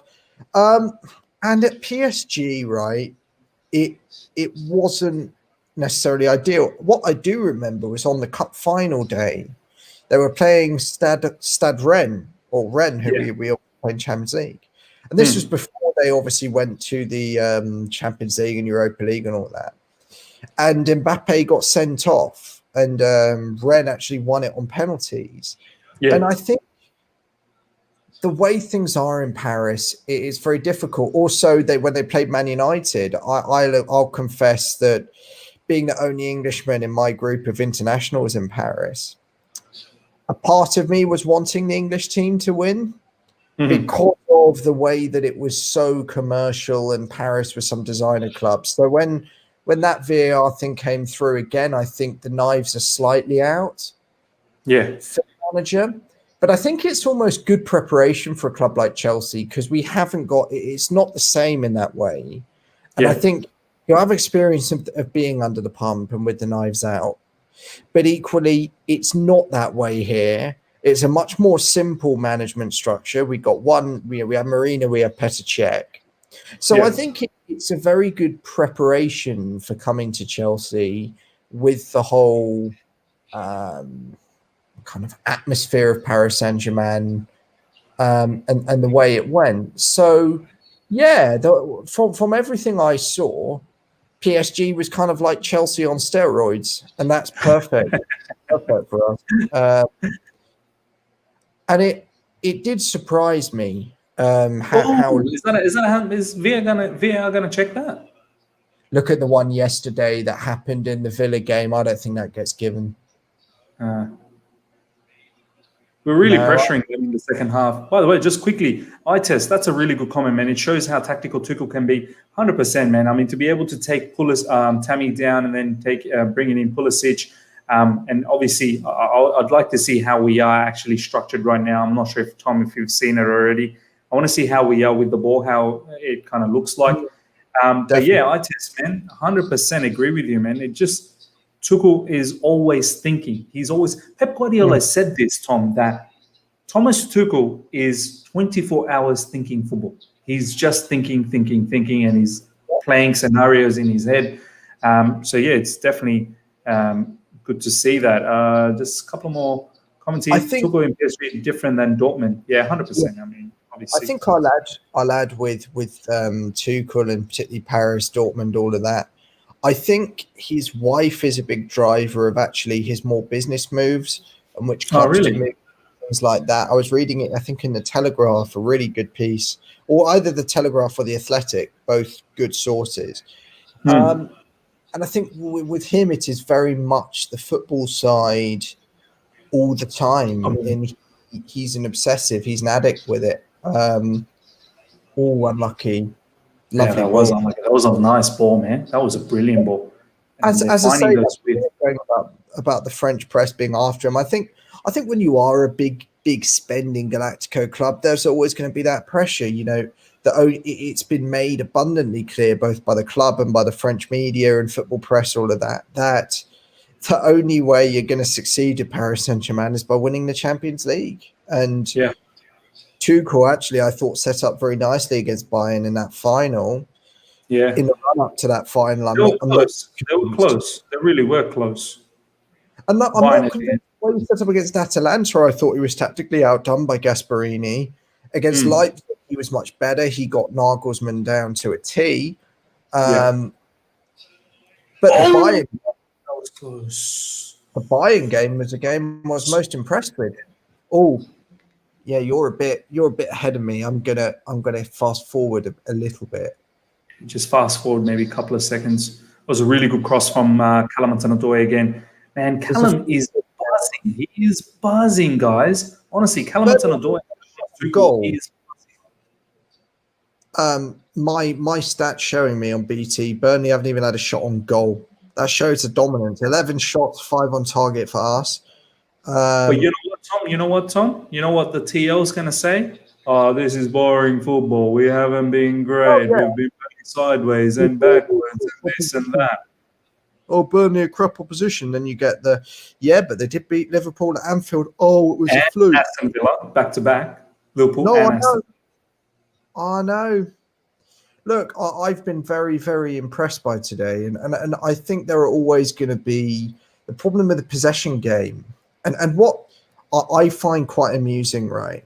People talk about giving managers patience. And it's often the same people that go on about giving managers patience. So give Lampard time, be patient. They're the very same people that when we play a patient possession run style of football, start moaning after about 5 minutes that we haven't scored a goal and that we don't look like scoring a goal. Just look, if we're playing a patient style, here we go, Pulisic, unlucky. If we're playing a patient style, just leave it to go and the goals will come. And it's exactly what happened in that first half, man. 100% agree. 100% agree. You got to be patient against these sort of oppositions, because they do look now. As you can see, Burnley. Now you're a bit ahead of me. Rudiger just took a shot. That was a nice shot. You're probably like a couple of seconds ahead of me now. I've had someone tweet me. That was very amusing. One of the few amusing tweets. I wasn't going to go down my stream or anything on here. Senator Ole Silianka says, "This referee looks like me. Are you guys brothers or something?" I didn't think he looked like me, but I haven't had the chance to look at the referee yet. The next time I get to have a look, I'll see if he looks like Tom. I've just tweeted that out. In fact, that made me laugh a little bit. Look, I mean, obviously, with a game like this, and with me having now said that Burnley haven't had a shot on goal, we do need to be careful because one lapse, and then sometimes that's what it takes. 1-0 is always a bit dicey, isn't it, Tom? 1-0 is always dicey because you know the opposition will get a proper chance throughout the match, and you know Burnley they're all about the one chance. So Nice. Oh, it was off. nicely taken. Mason drive through. Here we go. Come on, Mace. Pass to Kovacic. Nice ball. Oh, Simon Werner was offside. Oh, I'm a bit ahead of you now. Yeah, you're just probably a second or two ahead of me. I've just rewinded it a little bit, but we'll be able to connect it up. But what minute are you? I'm 54, 57.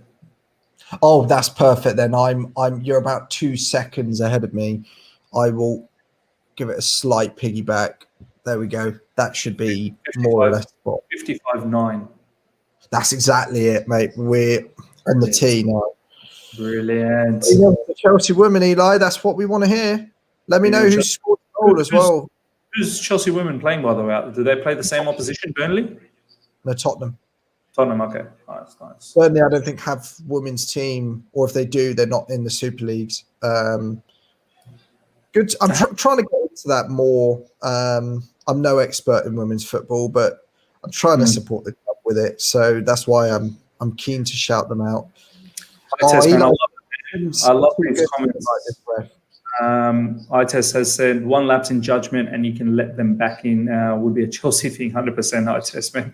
I hope there isn't a Chelsea thing today. I do hope that we do pump through another couple of more goals. We deserve it, honestly. Tom, would you say that we definitely deserve another goal or two? Like, we've been on top, as you said.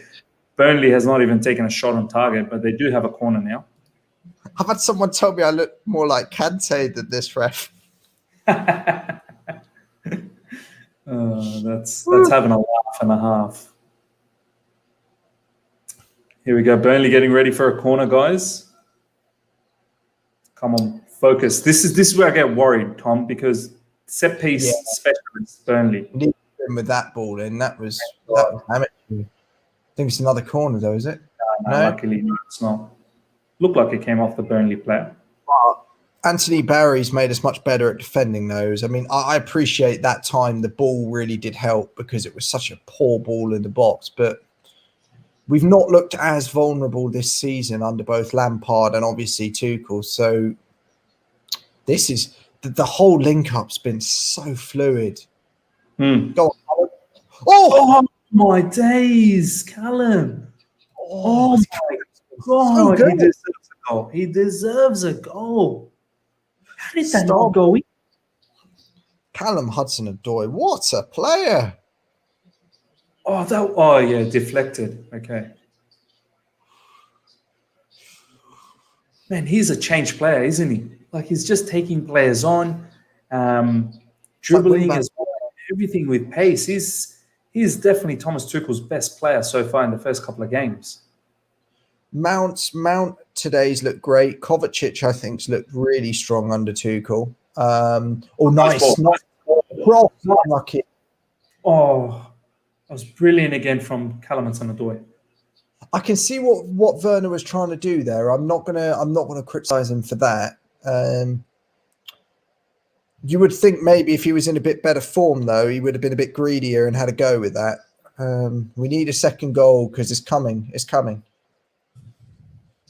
My dad would always say as a kid, right? When I was a kid, I'll fess up now, given that we're all being real on this channel. This must have been when I was 6, 7 years old. I used to be in tears and pieces when Chelsea would concede. Like, luckily we were on the Mourinho, so it wouldn't happen a lot. But if we were like 1-0 down to Fulham or something, I would be bawling my eyes out. Like, so sad with the team, right? And what my dad would say, games like it's 0-0 or we don't score, he's like, Tom, it's coming. Tom? It is coming. It is coming. And that's exactly how I feel right now. Obviously, I'm not sure how I'd have reacted to Anthony Taylor when I was 6, 7 years old. That video of you of Anthony Taylor, oh my days. Oh my days. Did it hit 1 million views, by the way? Did it get to 1 million? I think 900,000. I'd have to check it out, but I test Hudson-Odoi going to get long run in this team, 100%, man. The way he's playing, you can't drop him. You really can't. He has to. I've just seen him again, give a yellow card. And it was a yellow as well for Ashley Westwood. He just barged into him. That's definitely yellow. I mean, it's unnecessary. I just had a look at the referee. Tom, I can see the resemblance. Who said that? The referee and Tom. Slight resemblance. There he is. People say I look like Werner. I don't really get that either.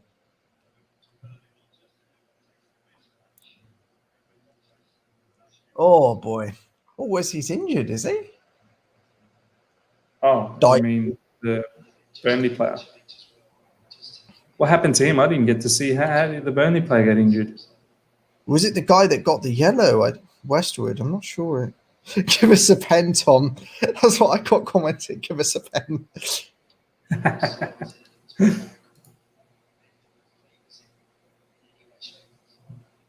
Some people are saying, I just tweeted out that Callum Hudson-Odoi has been the best player under Tuchel. Someone's saying Mount, but it's close.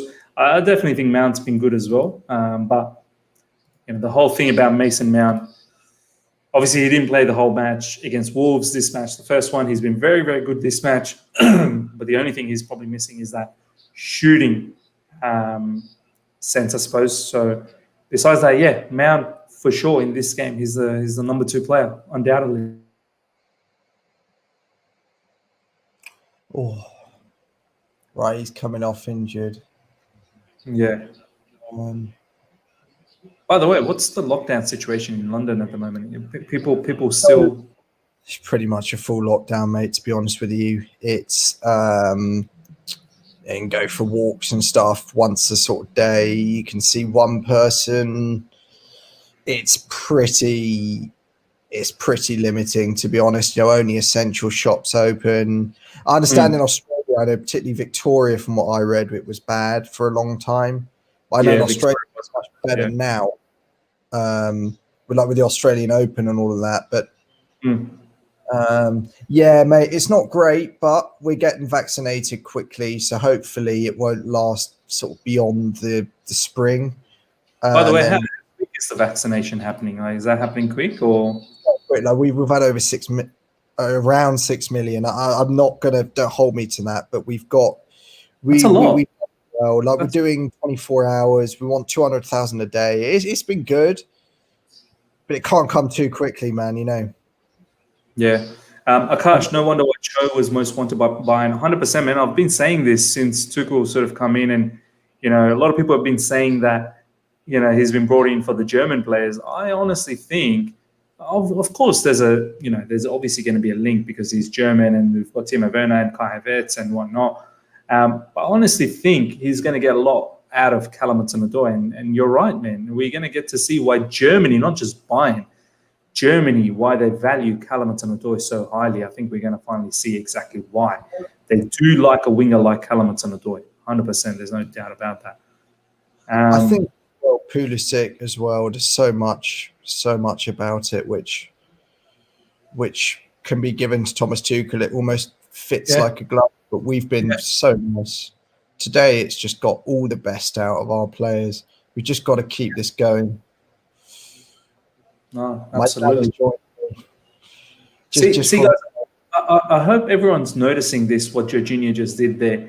That's exactly what he does. Centre-backs have the ball, and they just need to release their pressure by passing that ball to Jorginho. And Jorginho allows for that, allows for the build-up to happen. You may think, well, that's just a 5-yard pass, or that's just a sideways pass. But he's allowing the centre-backs to build up. If you don't have a Jorginho, and if you have someone like Kante, who's not that solid with the first-time touches, then the centre-backs really struggle. See where now Kovacic drops Steve in between the centre-backs. It's a beautiful ball. Good effort. But this is exactly what Jorginho does, guys. He's nothing fancy. He does a job. He does a job for the manager in the sense that he allows the centre-backs, he allows for the build-up. That's pretty much what he does. And you need that. If there's no Jorginho, and just imagine there was Kante in that role, he wouldn't be able to facilitate that. And then our whole build-up gets broken up. So this is exactly what Jorginho does, guys, basically. Cover as well to an extent, I would suggest. As well as Jorginho does it. But thing about Cover, though, Tom, is he does push up.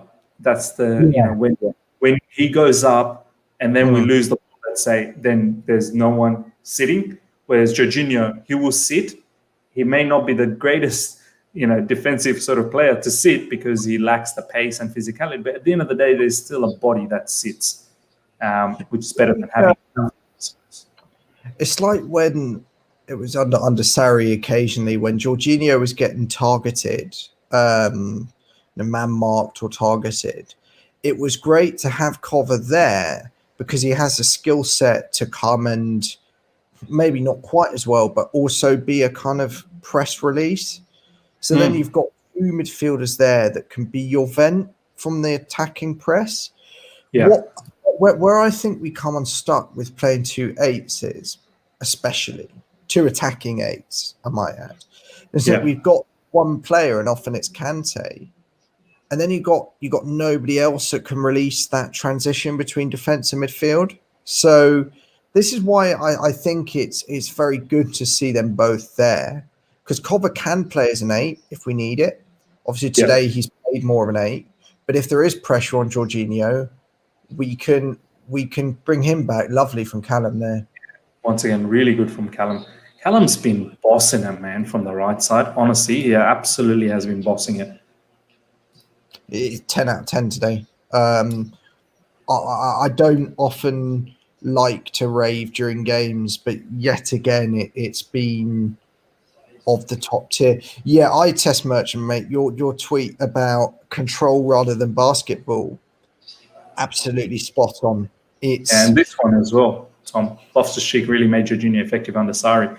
It's right, because what we said, because Jorginho sits and Sarri's system is all about the 8s defending and being box to box, and Ruben Loftus-Cheek is the perfect player for that eye test. So, and you know, he looks after someone like Jorginho, undoubtedly. And this is why I think parts of what we're doing under Tuchel do resemble Sarri. But to see people mention, like people making these remarks, that extreme remarks about how it's Sarri ball 2.0, that's not true. There's so much different about our press and our game. Yeah. But then there are aspects of it that are remarkably similar, which I think probably help the players. So, you know, I don't want to be drawn to conclusions, because he does. Ooh, let's just get that out. Get that out of there. Get that out of there. Good, but that's a good team defensive move. That. I'll find that ball for Timo. Find that ball for Timo. Okay, no, that's close. Okay, it was a bit slow there on the ball from Alonso. Yeah, but it was a nice move. Go on, Pilly. We just need to get out of that defensive phase. It wasn't a good situation there, I will add. Yeah. Pulisic hasn't really been in the game since he's sort of come on in the second half, has he? That's completely fair, mate. I agree with you on that. Ping it. As P said, he under Conte loved getting into that role where he is about now, where he could ping the ball in the box for Morata. But when we haven't got a physical striker in the box, I don't think that's it. Oh my days! What a ball from Mason, and then the pace from Callum Hudson-Odoi. Oh, that was almost in, deflected in. Ooh, that's sauce, man. Let me a jar of that sauce. That was Look at this. That's beautiful, man. Oh, that was nice. Why isn't anyone? Pope. Got to say, Pope's got a hand to that. I think that was going in if it weren't for Pope's hand. Top keeping. Right, go on, Mason. Oh, that one. Woo! Ooh. Okay, that's the closest he's been today. I might suggest. Yeah. That was a good shot. Far better shots than the first few ones that he took. That's for sure. That was a brilliant ball from Mason, man. Oh, amazing from Pope. Actually, I can't. Did he touch? He did touch that. I think he did touch that. I think that's going straight in the goal unless Pope got the hand. But yeah, we do need a second eye test. Absolutely spot on. Honestly, we deserve it too. There's no doubt about that. We've played just so nicely today. But you don't get points for playing good football, as I was saying about Burnley earlier. Yeah, Eli, again, a bit too uncomfortable. I completely agree with you. You know what? Honestly, it will break my heart if this is a draw. Like, this does not deserve to be a draw. This deserves to be at least 2-3-0 for us, because Burnley, as you said, Tom, have done nothing. Here we go. Come on, Mace. Nice pass. Oh, that was just so close. That's the thing about Mace sometimes, you know, just that clinicality, you know. I know he did that really good pass against Rennes for Callum Hudson-Odoi that he went on and he scored. I need to see more of those sort of passes from Mason Mount. I really do. I think we'll get a second for the record. I hope so. I really do. Clean sheet and 2-0 victory. I'll take that. 1-0 victory. I'm taking all the way back. I'll take the 1-0 too. It's a performance like it's a performance that counts with at Here we this go. early. Come on, Hudson. Woo! Oh, Tom, we are having a lot of chances, man. We are having a lot of chances. For play though, that's the thing. If we keep creating these sorts of chances, the second goal will come. It will. This needed to be finished, Tom. That needed to be finished. I don't think it's an easy finish, but It's Pope. not. It's not. We do have to give Pope more to do. Oh, Callum is doing. I mean, what more Callum can do, man? He would have had at least 3 assists in this game. Oh, I don't think it's the same problems I test. I can see your tweet about different managers, same problems, no finishes. I think it's different because I think we're getting a lot more into the positions now, and we've got a much more defined style of play. It's a much more regimented way, and once we get more familiar with it, we will have finishes. Like it'll get to a point where every player knows what their role is, and so I'm not sure I totally agree. I think at the moment, while we're still building the style, bedding the style in, I think I do agree with you that the lack of finishing is harder. Yeah, I hope the finisher will come soon, man. The more they play under sort of Thomas Tuchel, more they understand the philosophy under him. Callum's coming off for Reece James. Callum, man, honestly, he's had a fantastic game. For me, man of the match. Man of the match, assist for Azpilicueta. Absolutely terrorized everyone in that right side. Guys, let me know how you feel about Callum Hudson-Odoi's game. For me, he's definitely man of the match, unless something drastic happens right now where, I don't know, maybe Mason scores 2. Then I would probably tip it for him. But right now, 100% Callum Hudson-Odoi. Reece James getting some minutes. This is good as well. Let's see what Reece does in the wing back. Oh, I think, well, it looks like Pulisic is now back into on this side. Yeah, is it being done to get more out of Pulisic, and is it being done as well just to ensure that our defence can hold up if it stays at 1-0? I think probably a mixture. Maybe. I like that though, Tom. I like that. I like a manager that's sort of saying to himself, you know what? This could possibly be a 1-0, and I want to shore things up. I really want to shore things up. And I don't want to compare. Like, I know Frank Lampard is not our manager anymore, and I don't want to keep comparing. But I feel like sometimes Frank missed that trick, when we're 1-up or whatever the case is, or 2-1. And I feel like, just some of his subs didn't make sense to me. Do you know what I mean? I would say often, though, by the end of a manager's tenure, that happens. Sometimes their brain fries, and he's not the first for that to happen to. Go on. Remember, obviously, Zach Acosta for Azp at 2-0 down under Sarri. Yeah. Conte had some very, very bizarre ones, like bringing on Emerson at 1-0 down at the Etihad. So I think towards the end of a tenure, or when you're under a lot of pressure, your brain fries sometimes. No, 100%, man. Jorginho with a nice ball to Reece. Have a hit, Reece. Oh, my days. Oh, that was a good shot, man. How did it, like all the traffic that was running into, someone didn't get a tap in? It's giving me exhibition match vibes in the second half. Like, have you noticed something? Everything's on the right side. But they only need to get lucky once to catch us cold. So we've had, is it me? And this has been the same with both Reece and with Callum there. They've given us so much space on that right side. Like, I was just going to say, Tom, everything is coming through the right side for us. I don't know, it's about the space. I think it's more the fact that Burnley's trying to stay compact. They're trying to stay in. So it's allowing us to have that space on the right. But there's literally nothing going on from our left side. Everything is from the right side. The performance today, both of Jorginho and the rest of the team, has shown to me why he's gone back to playing with Kovacic, you diva. That was a crazy shot from Kovacic. That's funny.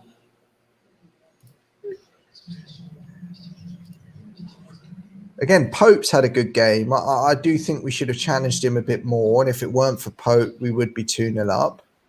Yeah. Can see why people want him to be England's number one off the basis of today, particularly given that he's better than Pickford. Look, he's a shot stopper and Seen him play before. decent on the ball. And I think Southgate likes the whole sweeper keeper. I think these modern coaches that get referred to by also by Tuchel and stuff, they love the idea of a sweeper keeper. And I think Pickford's not that man. He's much more of a traditional reflex sort of man. And Pickford, his shot stopping worries me sometimes, man. He's suspect. Oh yeah, no, I agree with you. That's the thing. If you're one of those types of goalkeepers, if you're not stopping shots, then you're going nowhere. You're absolutely nothing. So How cool was that, Thiago Silva? How cool was that? The back header.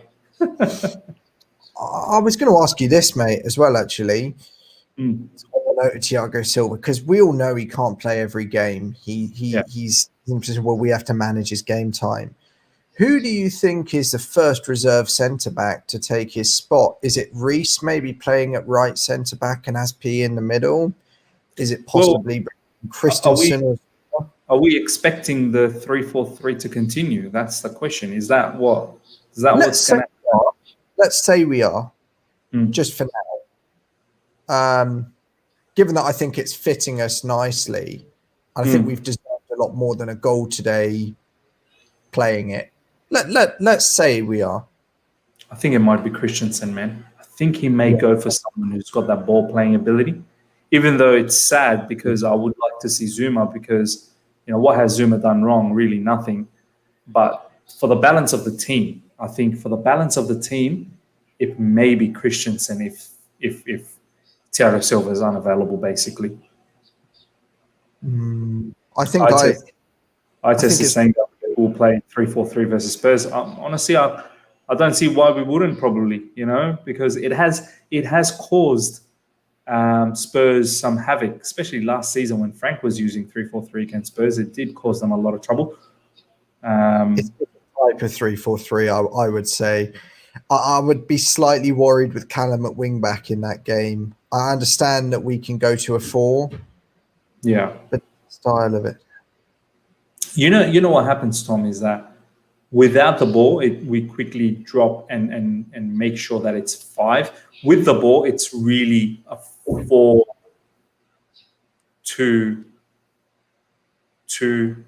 I think. Because, with the ball, Azpilicueta just goes and becomes a right back, to be honest. And Callum becomes a right wing. So it's really 4-2-2 with the ball.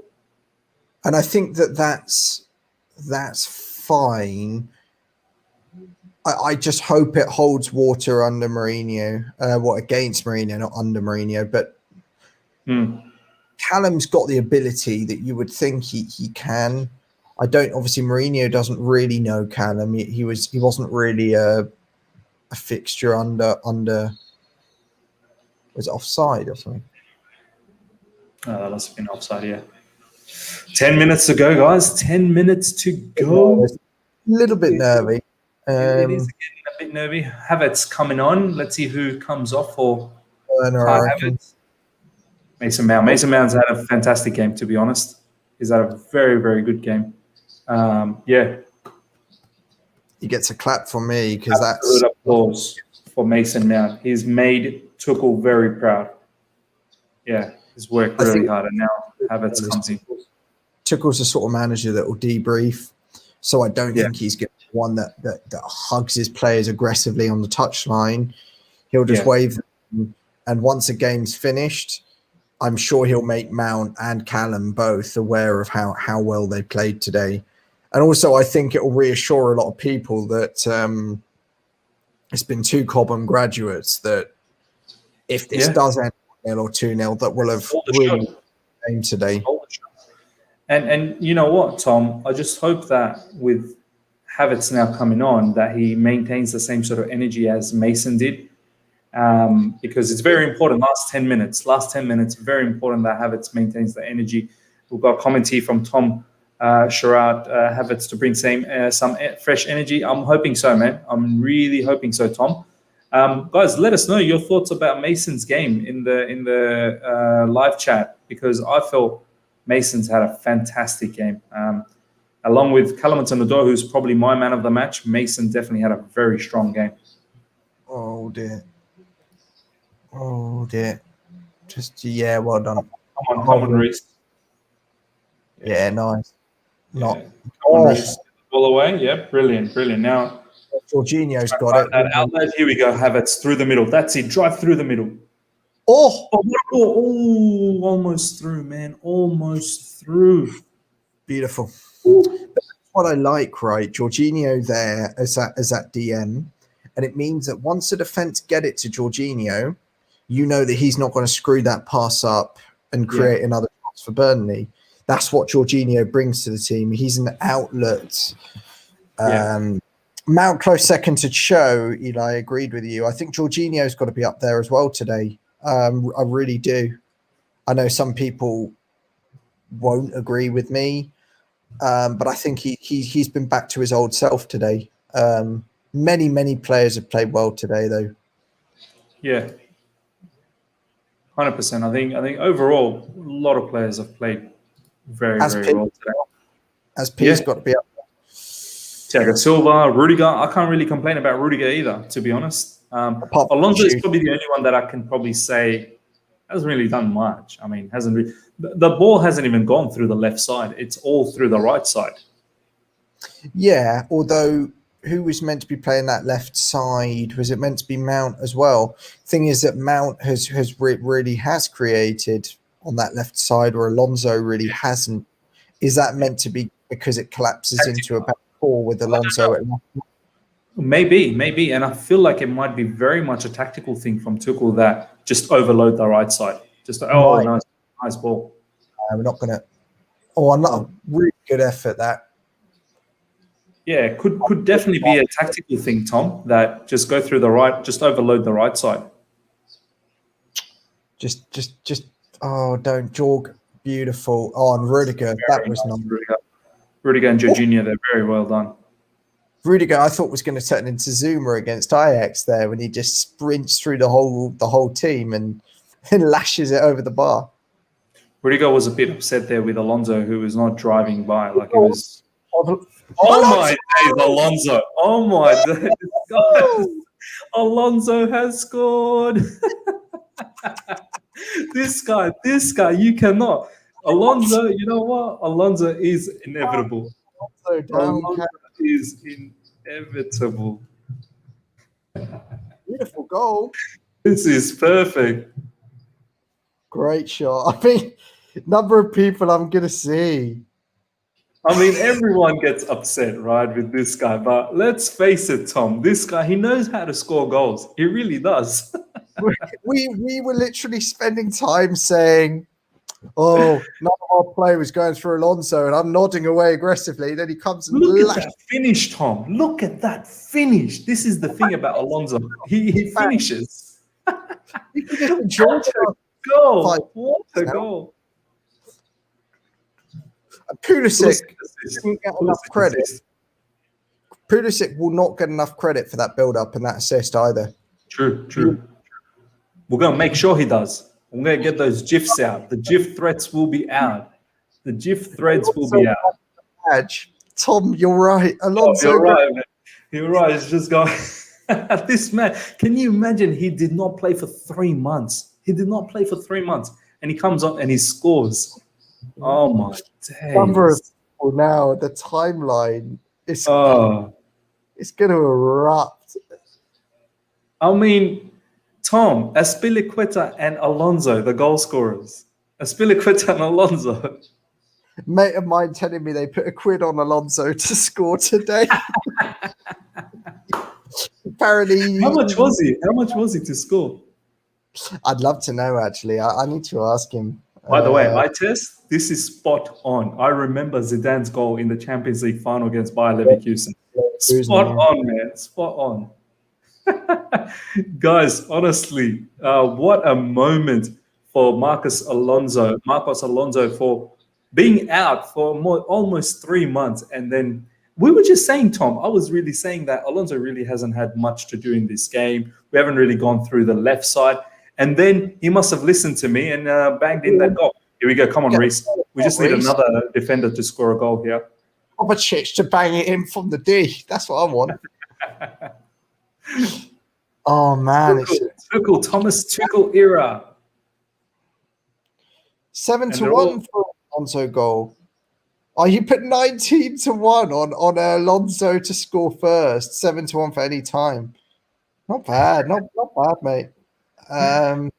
Akash, absolutely. What a world we live in, man. What a world we live in. This guy had no chance at all with Frank Lampard, and he comes in and just, gets that goal. Taha, damn, he shuts us up. He really does. He really does. He really shuts us up. Oh, no. What's going on here? Why is he through? Come on, Mendy. Here you get the big bucks. Hey. Ooh, lucky. What annoys me, though, was that Burnley were on 0 expected goals. I think that's going to go up now because of that. But you know what? I don't really care. I mean, it's offside. Yes. Brilliant. Yeah, imagine if that was Chilwell. I saw that. Yeah, very true. Good play from I've forgotten his surname, but the guy who I'd never seen play before. I mean, he was slightly offside, but it was a nice move in behind, and yeah, well played. I just find it hilarious. I'm happy, Tom. 3 points. Yes, mate. The fact that it had to be Alonso, though. Alonso gets the, to be honest, the winning goal, I'd say. I mean, at the end, it's 2-0 though, but he made sure that we get the win here. But what a volley, man. What a volley, guys. Honestly, guys, comment. I mean, do you want to see him start, guys? Do you want to see Alonso start versus Spurs? Comment right now. Let me know. Let us know what your thoughts are. But Tom, man, what a watch along, man. We get the victory. Such fun, mate. First victory under Thomas Tuchel. I've had absolute blast, and honestly, I've been super nervous because I've got some exams tomorrow, professional ones. This has been a perfect remedy to it. I'm looking at the goal again. It's so good, huh? It's so good. How on earth has he got it at that angle? Look how he points to the badge. This man, I know he gets a lot of stick, Tom, but he cares, bro. He cares. Well, I think sometimes he cares too much for his own good, like when he storms out to the team bus because he's so. Yeah, he shouldn't have done that. I doubt when he goes to the team bus today, he won't be alone. Chilwell, right? So I'm hearing a lot about Chilwell, and iTest mentioned it. Tom's mentioned it. RHH are inferring it as well, right? Mm. For me, when I see Chilwell, I've not been impressed with him. Probably since about October, November, he's not provided the outlook we've needed. Whether I think in a back three it'll improve him, I think he would have to play in quite an aggressive left wing back role. But the point is that we have Alonso to do that. So yeah, in a back three, Alonso on merit probably does get. 100% agreed. First of all, iTest, thank you so much for the super chat. Chilwell has been awful. Alonso has cemented spot. iTest, all I'm going to say is what Tom has been saying. I've been on Chilwell's case, and you know it very well, iTest. You would have seen me in other streams. I've been on Chilwell's case for the past at least 5 to 6 games, and I don't think he's been that great. And now if we continue to play the 3-4-3 formation, Tom, you would have to agree, our best left wing back is Marcos Alonso. Like Chilwell and Emerson are not really wing backs. Marcos Alonso is a wing back. All I'll say though is, if we do decide to move to a 4 at a certain stage, Mendy, that was a bit risky. If we do decide to move to a 4, Tuchel's got to, he can't freeze out our other left backs because Alonso, as we all well know, is useless in a 4. Absolutely useless. Absolutely right. So we're going to have to, Tuchel's got to decide that if he plays Alonso every week, when he goes to a back four, he's got to come out. Here's the thing as well, Tom. I don't like it when Alonso plays every week because we've seen it. He has games like this where he scores and then he'll have an absolute stinker. Do you know what I mean? He'll have an absolute stinker. Well, apart from scoring, what else has he done today? Very, very little. Slowed the play down as well. But then again, we've not gone through the left side either. I think we've really utilized Alonso as another striker, to be honest. Would you agree? Like he's just another guy in the box, just waiting on those crosses to come through from the right. That's probably the reason why we haven't gone from the left. He's a left wing back, mate. And that ultimately has got to be his position and his role. And there's clearly a reason why he's never been tried further forward. And what it means is when it is more of a two-sided game, obviously Burnley, it's been more two-sided than against Wolves.